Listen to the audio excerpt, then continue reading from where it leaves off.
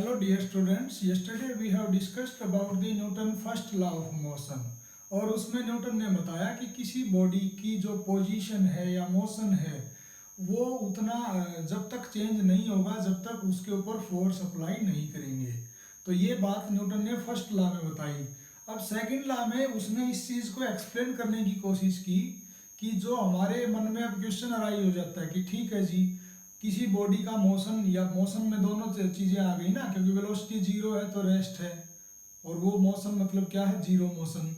Velocity कुछ और है जीरो के अलावा तो उसकी कुछ कांस्टेंट वेलोसिटी है तो वो भी मोशन। अब ये हमारे मन में क्वेश्चन अराइज होता है कि मोशन कितना चेंज होगा। पहला तो उसने बता दिया कि मोशन जब तक चेंज नहीं होगा जब तक फोर्स अप्लाई नहीं करेंगे। अब सेकंड क्वेश्चन ये होता है कि मोशन चेंज कितना होगा और किस डायरेक्शन में होगा। तो इन दोनों बातों का जवाब न्यूटन ने अपने सेकंड लॉ में बताया। यहाँ पे उसने मैग्नीट्यूड वाइज डिफाइन करा कि इतना मैग्नीट्यूड अगर आप फोर्स अप्लाई करोगे तो इतना मैग्नीट्यूड उसके मोशन में चेंज होगा। और मोशन को मेजर करने वाला पैरामीटर है लीनियर मोमेंटम। इसलिए लीनियर मोमेंटम का मतलब क्या है, मोशन। तो उसने ऐसा बताया कि फोर्स जितना अप्लाई करोगे उतना ही लीनियर मोमेंटम चेंज होगा। इसी को उसने अपने सेकंड लॉ में एग्जैक्टली ये बोला, if we apply the force on any body then rate of change of linear momentum is directly proportional to the force applied on the body. जितना आप फोर्स अप्लाई करोगे उतना ही उसका लीनियर मोमेंटम चेंज हो जाएगा। दूसरी बात उसने साथ में ये बोली कि जिस डायरेक्शन में आप फोर्स अप्लाई करोगे उसी डायरेक्शन में लीनियर मोमेंटम चेंज हो जाएगा। तो इसको एग्जैक्टली कैसे लिखना है, if we apply the force on any body then rate of change of linear momentum of the body is directly proportional to the force applied on the body and direction of change of linear momentum is same as the direction of force applied. तो मैं इसको लिख के दिखा देता हूं।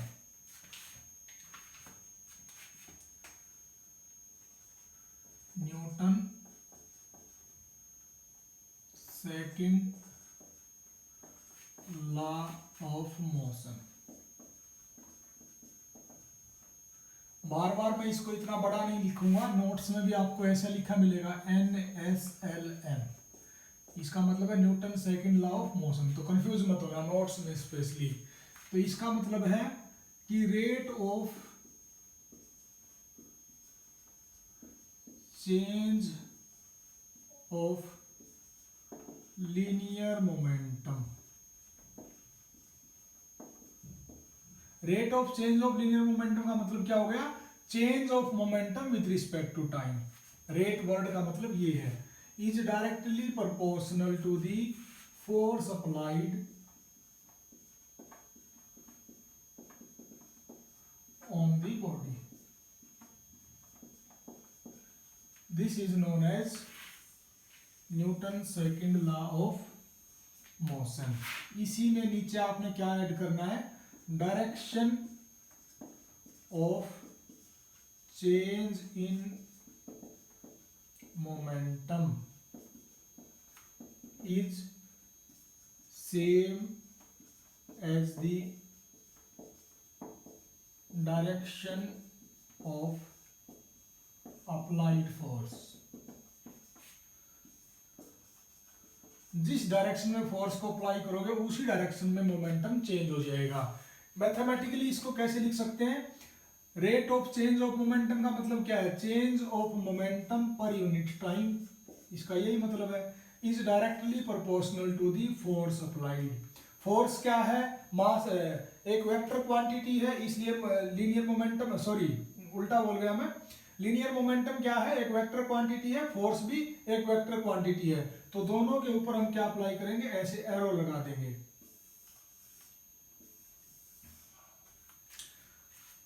अब ये आप ऐसे याद कर लोगे, बड़ी अच्छी बात है, लेकिन इसको मैथमेटिकली हमें एक आगे से इसको अप्लाई करने के लिए इसको कैसे लिख दिया गया, क्योंकि मैं फिजिक्स में तो आपने ऐसे ही बोलना है, ये न्यूटन का सेकंड लॉ है। अगर आपने उल्टा बोल दिया तो गलत हो जाएगा। लेकिन मैथमेटिक्स में अगर हम x is directly proportional to y है तो मैथमेटिक्स में सिर्फ उसको y is directly proportional to x लिख सकते हैं, फिजिक्स में नहीं लिख सकते। फिजिक्स में ऐसा नहीं बोल सकते कि force applied is directly proportional to rate of change of momentum, नहीं। क्यों? क्योंकि ये अगर हम अप्लाई करेंगे तो ये चेंज होगा, लेकिन इसका उल्टा नहीं होगा कि आप इसको चेंज करोगे तो ये अप्लाई हो जाएगा अपने आप, नहीं। फोर्स हम अप्लाई करेंगे, this is cause, this is reason and this is effect. ये जितना आप करोगे उतना ही ज्यादा ये होगा, जितना आप ये कम करोगे उतना ही कम ये होगा, लेकिन उसका उल्टा नहीं होगा कि आपने मोमेंटम चेंज कर दिया और फोर्स अप्लाई हो गया, ऐसा कभी नहीं होगा। तो जब भी न्यूटन के सेकंड लॉ की अगर आपको डेफिनेशन लिखनी आती तो ऐसे लिखना है कि rate of change of linear momentum is directly proportional to force applied on the body. उल्टा मत लिख देना कि force applied on the body is directly proportional, वो टेक्निकली गलत है। हाँ, मैथमेटिक्स में अब हम इसको ऐसा लिख सकते हैं, क्योंकि मैथमेटिक्स में डायरेक्शन और वो सब बातों की फिजिकल सिग्निफिकेंस का कोई रोल नहीं है वहां पे। तो if x is directly proportional to y then y will be also directly proportional to x। तो मैथमेटिक्स में इसको क्या लिख सकते हैं? Force is directly proportional to. अब इससे क्या फार्मूला बनता है, कैसे हमारे को एक नई चीज का पता चलता है कि फोर्स का मैग्नीट्यूड किसके बराबर होगा, कैसे कैलकुलेट करेंगे। अभी तक तो हम फिजिकल बातें कर रहे हैं, न्यूटन का फर्स्ट लॉ भी सिर्फ एक लैंग्वेज में बता रहा है कि आप किसी बॉडी का मोशन चेंज कर सकते हो और वो कब होगा, जब आप उसके ऊपर फोर्स अप्लाइड करोगे। लेकिन कितना करेंगे, क्या मैग्नीट्यूड होगा, कितना करने से क्या कितना चेंज होगा, वो मैग्नीट्यूड वाइज सारी कैलकुलेशन हम इस फार्मूला से आप कैलकुलेट करते हैं। तो हमारे पास आ गया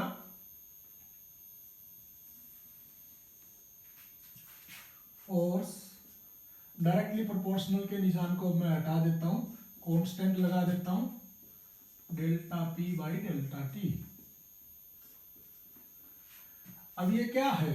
लीनियर मोमेंटम का चेंज है। डेल्टा P का मतलब क्या है? Change in linear momentum. और लीनियर मोमेंटम आप पढ़ चुके हो, ये क्या पढ़ चुके हो? मास इनटू वेलोसिटी, mv, ये चीज आप स्टडी कर चुके हो। अगर यहाँ डेल्टा लगा है तो इसके आगे भी डेल्टा लगाना पड़ेगा, इसमें वेक्टर क्वांटिटी तो ये है, तो इसका चेंज का मतलब क्या है? m into delta we. तो इसका मतलब ये डेल्टा p की जगह हम क्या लिख सकते हैं? m delta v। तो उसी इक्वेशन में मान लिया इसका नाम फर्स्ट इक्वेशन है। तो force is equal to k m delta v, ये मैंने रख दिया डेल्टा p की जगह, और नीचे delta t as it is. k m बार आ गया, कांस्टेंट क्वांटिटी है, किसी बॉडी का मास तो एक बार चेंज नहीं होना जो बॉडी का मास है। वेलोसिटी घट या बढ़ सकती है, तो ये बन गया delta v by delta t। और अगर इफ ये फोर्स जो है, this force is applied for a small time, is applied for a small time, तो डेल्टा टी की वैल्यू बहुत कम हो जाएगी। तो del V by del T को उस सिचुएशन में हम क्या लिख सकते हैं? dv by dt। ये मैथ में आप लोग सीखते हो कि डेल्टा को डेरिवेटिव में कैसे कन्वर्ट कर सकते हैं जब ये नीचे वाली क्वांटिटी बहुत छोटी होती है। तो ये क्या बन जाएगा? km dv by dt। और ये dv बाई dt क्या रिप्रेजेंट करता है? Change in velocity with respect to time. Change in velocity with respect to time को क्या बोलते हैं? एक्सीलरेशन बोलते हैं। तो ये क्या बन गया? k into mass into acceleration. Acceleration is also a vector quantity, तो f is equal to mass into acceleration, और एक ये कांस्टेंट। फिर ये जो फोर्स की यूनिट के बारे में जब बात की गई, फोर्स की जो यूनिट बनाई गई वो एसआई सिस्टम में भी और सीजीएस सिस्टम में भी उसकी यूनिट ऐसी सेट की गई कि ये कांस्टेंट की वैल्यू k रहे, कांस्टेंट की वैल्यू 1 रहे in both SI and CGS system. इसलिए k को आज के बाद 1 ही लेना है। तो सेकंड लॉ से हमारा क्या फार्मूला बन गया? Force is equal to mass into acceleration. तो सेकंड लॉ से हमारा अभी तक जो फर्स्ट लॉ में हम सिर्फ लैंग्वेज में वर्ड्स में फोर्स को डिफाइन करते थे कि this is an external agent, this that, it will change this. अब हम इसको मैग्नीट्यूड वाइज भी कैलकुलेट कर सकते हैं, और इसका मैग्नीट्यूड जिस बॉडी के ऊपर आप कोई फोर्स लगाते हो वो किसके बराबर होता है, मास इनटू एक्सीलरेशन। उसका एक्सीलरेशन कैलकुलेट करो, गुणा में उसका मास कर दो, तो आपको क्या आ जाएगा, उसके ऊपर कितना फोर्स अप्लाई किया ये आ जाएगा। अब इसी चीज में आप इसकी जो यूनिट डिफाइन की गई एसआई और सीजीएस सिस्टम में, एसआई सिस्टम में इसकी यूनिट बनाई गई न्यूटन और सीजीएस सिस्टम में बनाई गई डाइन। तो पहले हम ये इसकी यूनिट्स क्या क्या होती हैं उसके बारे में स्टडी करते हैं, फिर इस फार्मूला को यूज करके हम क्या कैलकुलेट कर सकते हैं, कहीं पे फोर्स लगा है तो उसको कैसे कैलकुलेट कर सकते हैं, वो सारी बातें डिस्कस करेंगे। तो first of all I am going to SI and CGS unit of the force.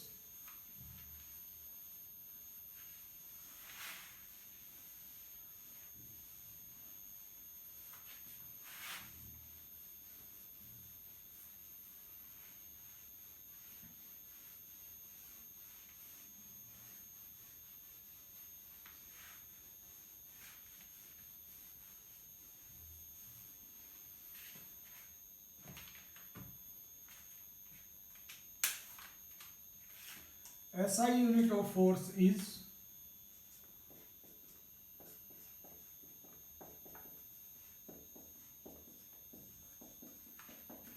Newton. Newton ने ये सारा काम किया था, बताया था, इसलिए उन्हीं के ऑनर्स में इसकी यूनिट जो है न्यूटन रख दी।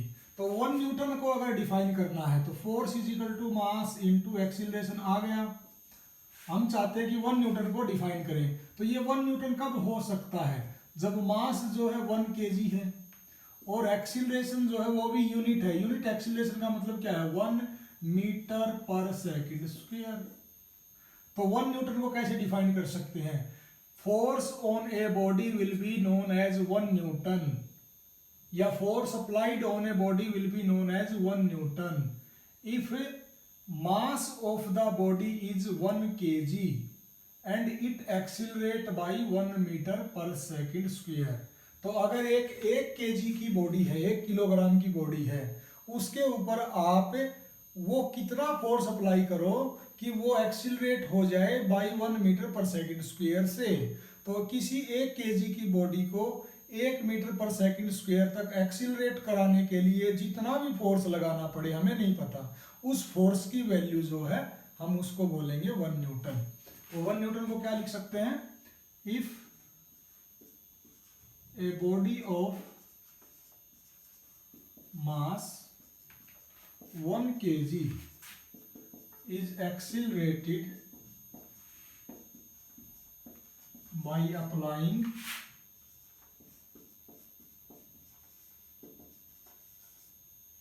is accelerated by 1 meter per second square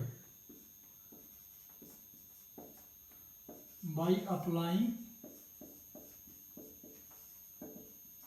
a force on it। अगर एक केजी की बॉडी एक्सीलरेट होती है 1 मीटर पर सेकंड स्क्वायर से by applying a force on it, then magnitude of that force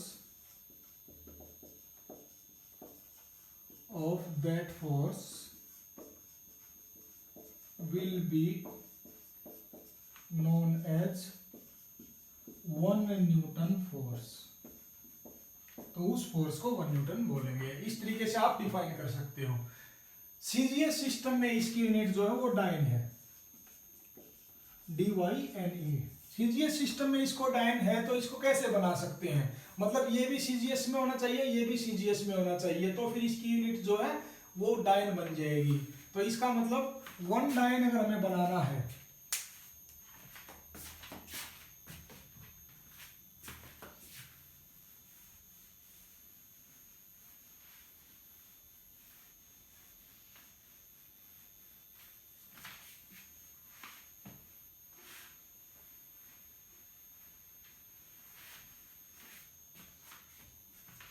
one डायन किसके बराबर हो जाएगा,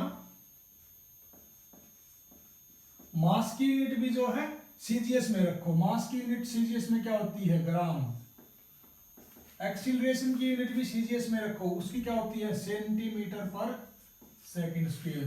तो ग्राम सेंटीमीटर पर सेकंड स्क्वायर ये जो है एक डायन के बराबर है, मतलब डायन को हम ऐसे लिख सकते हैं ग्राम सेंटीमीटर पर सेकंड स्क्वायर। एक क्वेश्चन आता है what is the relation between Newton and डायन, ये कैसे निकाल सकते हैं हम लोग। अब हमें पता चल गया कि डायन का मतलब क्या है ग्राम सेंटीमीटर पर सेकंड स्क्वायर। हमें पता है न्यूटन इज इक्वल टू, ये न्यूटन है, kilogram metre per second square. मैं न्यूटन को डायन में मतलब रिलेशन बनाने की कोशिश करता हूं। अगर इस किलोग्राम को हम ग्राम में लिखना चाहें तो क्या लिख सकते हैं 1000 ग्राम। इसको मीटर को अगर सेंटीमीटर में कन्वर्ट करोगे तो 100 सेंटीमीटर। सेकंड की या टाइम की जो सीजीएस यूनिट है वो भी सेकंड ही है, इसको तो चेंज करने की जरूरत नहीं है। तो ये 10⁻³ तो ये हो गया, 10⁻² ये हो गया, तो टोटल क्या बन गया 10⁵ ग्राम सेंटीमीटर पर सेकंड स्क्वायर। ग्राम सेंटीमीटर पर सेकंड स्क्वायर, इसको क्या लिख सकते हैं डायन लिख सकते हैं 10⁵ डायन। तो 1 न्यूटन किसके बराबर है, क्योंकि ये 1 न्यूटन लेके चले थे हम लोग, 10⁵ डायन के बराबर है। तो अगर कहीं पे न्यूटन दिया हुआ है उसको डायन में कन्वर्ट करना तो क्या करोगे 10⁵ से मल्टीप्लाई कर दोगे, या फिर कहीं पे डायन में फोर्स दिया हुआ है और उसको न्यूटन में कन्वर्ट करना तो क्या करोगे 10⁵ से डिवाइड कर दोगे।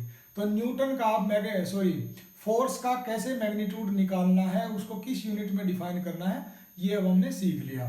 अब एक इसका एक वैसे तो इसके बहुत सारे कॉन्सिक्वेंसेस हैं कि जब से हमें पता चला कि force is equal to mass into acceleration होता है, बहुत सारे रिजल्टेंट हैं। तो अब हम इसको यूज करके कैसे कोई प्रॉब्लम को सोल्व कर सकते हैं कि अगर किसी बॉडी के ऊपर फोर्स लगा है उसका क्या मतलब है और कैसे उस मैग्नीट्यूड को हम निकालेंगे। तो नेक्स्ट हम शुरू करते हैं इसमें कनेक्टेड मोशन। कनेक्टेड मोशन का क्या मतलब है और वहां पे force is equal to mass into acceleration को कैसे यूज करेंगे।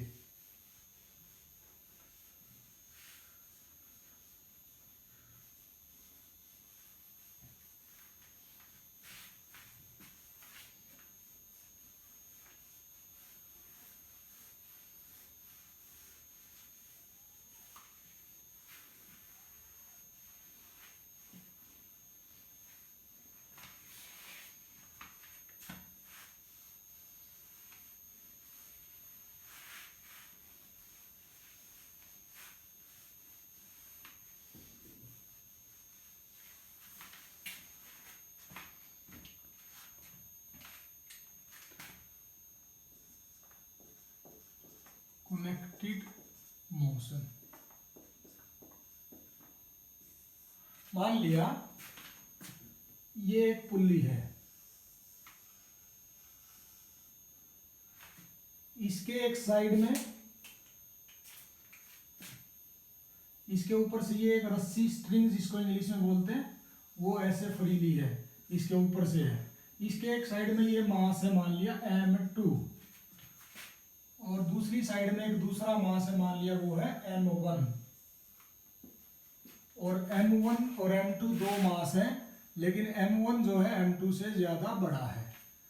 अब ये m1 ज्यादा बड़ा है अगर तो ये इसको अपनी तरफ खींचेगा, m2 अपनी तरफ भी कोशिश कर रहा है लेकिन ये ज्यादा बड़ा है इसलिए ये इसको अपनी तरफ खींच लेगा। अगर ये इसको अपनी तरफ खींच लेगा तो मोशन इसका इस डायरेक्शन में नीचे की डायरेक्शन में शुरू हो जाएगा, ठीक है। लेकिन उससे पहले हमें एक बात का पता है कि m2 ठीक है ये छोटा है ये बड़ा है, ये भी इसको नीचे खींचने की कोशिश करता है और m2 भी इसको नीचे खींचने की कोशिश करता है। तो इसका वेट क्या होगा m1 इंटू जी जो कि डाउनवर्ड डायरेक्शन में है। इसका m2 मतलब इसका वेट कितना होगा m2 इंटू जी। वेट तो यहाँ पे भी डाउनवर्ड ही है, ये इसको इधर खींच नहीं पाए वो बात अलग है, लेकिन इसका वेट तो इसको नीचे ही खींचने की कोशिश करेगा, इसका वेट भी इसको नीचे खींचने की कोशिश करेगा, लेकिन ये ज्यादा बड़ा है इसके कंपैरिजन में इसलिए ये रस्सी ऐसे घूम के इधर आ जाएगी। लेकिन दोनों का वेट जो है आपको याद रखना है ऑलवेज डाउनवर्ड।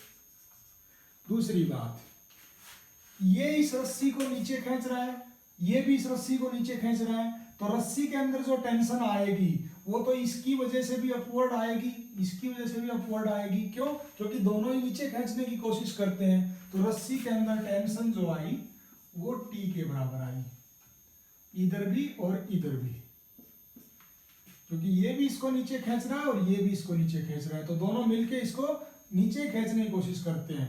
रस्सी के अंदर जो टेंशन है यहाँ पे भी अपवर्ड है और यहाँ पे भी अपवर्ड है। अब नेक्स्ट जो बड़े ध्यान देने की बात है, ये ज्यादा हैवी मास था इसलिए इसका मोशन इधर शुरू हो गया, मतलब इसका नेट इफेक्ट क्या है, इधर मोशन का शुरू हो जाना, यही नेट इफेक्ट है। तो कोई ऐसा एक्सटर्नल फोर्स जो लगा है, जो रिस्पॉन्सिबल है मोशन को करवाने में, इधर तो नीचे और इधर ऊपर, उस फोर्स का जो नाम है उसको हम कैलकुलेट करते हैं मास इनटू एक्सीलरेशन से। ये तो अभी तक तो सिर्फ इनकी इनहेरेंट प्रॉपर्टी है कि इस मास की वजह से इतना वेट, इस मास की वजह से इतना वेट, इसने इसको खींचा, इसने इसको खींचा, तो इसके अंदर टेंशन। जब ये चलना शुरू कर देंगे जिस मोमेंट पे, तो चलने का मतलब क्या है कि रेस्ट से लेके किसी एक फाइनल वेलोसिटी पे चलना शुरू कर देगी। और जब ये इस तरह से वेलोसिटी का चेंज शुरू हो जाता है, इसका मतलब वहां पे एक्सीलरेशन आ जाता है।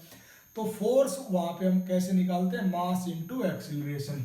अब यहाँ पे नेट फोर्स क्या है, नेट फोर्स इसका ऐसे कर देखेंगे हम कि ये इधर से इधर जा रहा है या इधर से इधर जा रहा है। तो आप देख सकते हो कि ये तो ऐसे जा रहा है, अगर ये ऐसे जा रहा है तो इसका एक्सीलरेशन इस डायरेक्शन में होगा, या नेट फोर्स इस डायरेक्शन में होगा जो इसको इधर ले जाने में इसकी हेल्प करता है, और उसका नाम क्या होगा, m1 × a एक्सीलरेशन। इसी तरीके से ये तो उधर जा रहा है, उधर जा रहा है तो कोई ऐसा नेट फोर्स लग रहा है जो इसको उधर ले जा रहा है, और उसकी वैल्यू क्या होगी, वो F नेट = m2। यहाँ पे m2 लेना है, और एक्सीलरेशन तो यहाँ पे भी उतना ही और यहाँ पे भी उतना ही, क्योंकि रस्सी तो पूरी सेम स्पीड से चलेगी या सेम वेलोसिटी से चलेगी। ऐसा तो नहीं है नहीं कि ये तेज चलेगी और इधर की कम चलेगी, है तो पूरी एक ही रस्सी। तो इधर नेट फोर्स लग गया m1a और इधर नेट फोर्स लग गया m2a। एक्सीलरेशन जो है वेक्टर क्वांटिटी है, इसलिए इसके ऊपर एरो लगा देते हैं। अब यहाँ पे पहले एक बार राइट साइड में नेट फोर्स निकालते हैं, एक बार लेफ्ट में निकालते हैं और उसको इस नेट के बराबर रख देते हैं। यहाँ पे देखो नेट फोर्स क्या है, यहाँ पे इस वेट की वजह से नीचे, टेंशन की ऊपर से वजह से ऊपर, तो नेट फोर्स यहाँ पे क्या है, m1g - t। ये इतना जो है नेट फोर्स है डाउनवर्ड, और वो किसके बराबर होगा, m1 × a के बराबर होगा according to Newton second law of motion. तो ये चीज कहां से आई कि आप नेट फोर्स को किसके बराबर रख दो, मास इनटू एक्सीलरेशन के बराबर रख दो, ये न्यूटन के सेकंड लॉ से आई। इसी तरीके से यहाँ पे नेट फोर्स कितना है, यहाँ पे नेट फोर्स है, ये अपवर्ड जा रहा है, इसलिए अपवर्ड डायरेक्शन में ही नेट फोर्स निकालेंगे। यहाँ पे नेट फोर्स जो है T - m2g, upward T - m2g = ये नेट फोर्स किसके बराबर रखना है, m2 × a के। ये कहां से पता चली, according to Newton second law of motion, कि net force = mass into acceleration. अब दो इक्वेशन बन गई हमारे पास, इक्वेशन नंबर 1, इक्वेशन नंबर 2, इनको सोल्व करते हैं। इक्वेशन 1 क्या कहती है, m1g - t = मास m1 × एक्सीलरेशन से। इक्वेशन नंबर 2 क्या कहती है, t - m2g = m2a। अब इनको जब आप सोल्व करोगे, इसको मैं क्या करता हूं, फर्स्ट इक्वेशन को t को आगे लिख लेता हूं माइनस का t प्लस का m1g, सिर्फ सोल्व करने के लिए ऐसा कर रहा हूं, राइट साइड में एज इट इज। अब इनको ऐड कर देते हैं, तो प्लस का t माइनस का t कैंसिल हो जाएगा, यहां क्या बचेगा, m1g - m2g = m1a + m2a। तो दोनों में से g कॉमन ले लेते हैं, तो m1 - m2 × g। दोनों में से a कॉमन ले लेते हैं, तो m1 + m2 × a। तो यहां से हम क्या पता लगा सकते हैं कि ये बॉडी कितना एक्सीलरेट करेगी, मतलब ये रस्सी जो है कितना चेंज इन वेलोसिटी इस रस्सी में होगा, जीरो से लेके वेलोसिटी जो चेंज हो रही है उसी को हम एक्सीलरेशन बोलते हैं। तो एक्सीलरेशन ऑफ द स्ट्रिंग या मास क्या आ जाएगी, m1 - m2 × g, ये as it is divided by m1 + m2। तो आपसे अगर कोई ऐसे दो मास की वैल्यू दे दे और आपसे सिंपल ऐसे पूछ ले कि ये स्ट्रिंग कितना एक्सिलरेट करेगी, तो m1 m2 दोनों वैल्यू आपको दे देगा और g तो कांस्टेंट है 9.8, तो आप एक्सिलरेशन निकाल सकते हो। एक क्वेश्चन आपसे पूछ सकता है कि इस रस्सी के अंदर कितनी टेंशन होगी। मान लिया ये 10 kg है, ये 5 kg है, और इस रस्सी के अंदर कितनी टेंशन आएगी, तो हम टेंशन निकाल सकते हैं। कोई भी एक इक्वेशन यूज कर लेते हैं, या तो फर्स्ट या तो सेकंड। मान लिया I am using here first equation, m1 g minus T is equal to m1 into a की वैल्यू अभी अभी निकाली है, m1 minus m2 into ji divided by, ये मैं सारी वैल्यू रख देता हूँ, m1 minus m2 into ji divided by m1 plus m2। इसको सॉल्व कर लेते हैं। अब t की वैल्यू निकालनी है ना हमें, तो ये t को उधर ले जाता हूँ और उसको इधर ले आता हूँ, m1g माइनस हो जाएगा, ये इधर आएगा, और इस m1 को अंदर मल्टीप्लाई भी कर देता हूँ साथ की साथ, m1 का स्क्वायर माइनस m1 m2 और ये g as it is divided by m1 plus m2, और ये t उधर जाके प्लस का t। अब इसको एलसीएम ले लेते हैं m1 प्लस m2, ये इधर मल्टीप्लाई हो जाएगा, m1 का square g plus m1 m2 और g एज इट इज। इस ब्रैकेट को भी खोल देते हैं, बाहर माइनस है तो साइन चेंज हो जाएंगे, m1 का स्क्वायर इंटू जी और माइनस, ये दिखाई भी दे रहा है कि नहीं आपको, ओके ज्यादा नीचे चला गया तो इसको मैं ऊपर लिख देता हूं दोबारा से,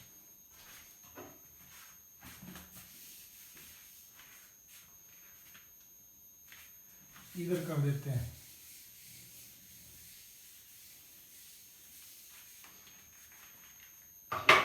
ये इस स्टेप के बाद मैं दोबारा इसको यहां पे कर रहा हूं,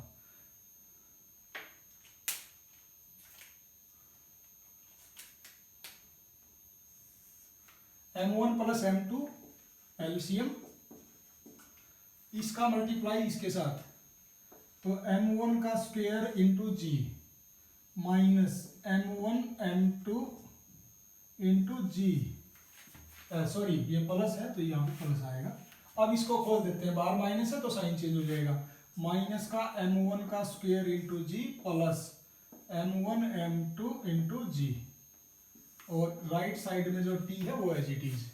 अब यहाँ पे m1 का स्क्वायर जी माइनस m1 का स्क्वायर जी, ये तो कैंसिल हो जाएगा, क्या बचेगा m1 m2 g, m1 m2 g दोनों ही प्लस के, तो ये क्या आ जाएगा 2m1 m2 divided by m1 plus m2, और ये जो g था एज इट इज।